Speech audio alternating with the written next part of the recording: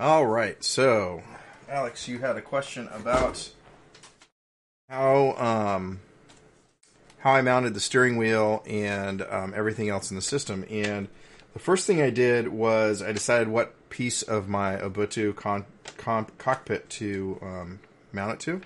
So it was one of the joystick pods or things on the side. This is it right here.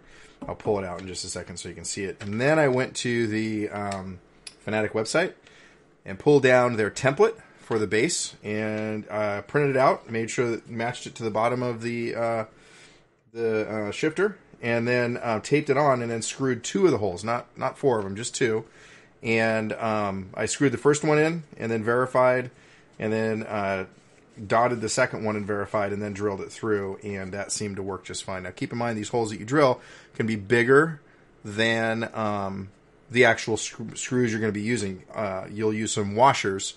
I use some big fat plastic washers to make it so that it presses correctly against this, and the size of the hole doesn't matter.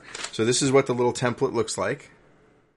Let that adjust, and you can see where I drilled through it and the tape that I had on it when I mounted it to the cockpit itself. You'll also notice that on when I have it, I'll show it to you in just a second, how I mounted it and got it going. So I'll pull that out now. It's on one of my side rails, and here you can see it. So it's one of the long arms, and here's the flat part. You can see where those two holes that I screwed are on there, right? Okay, so you can see right there how I mounted it on there. And I just set it so that it would work. And you can see it's just fully screwed in there. And right here you can see. I hope that helps. And that's how I mounted it in. I just drop it in when I want it.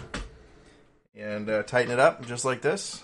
And then I've got my shifter, switch it, and my sequential shifter, which is significantly tighter. All right, hope that helps, and have yourself a great time working on your Obutto.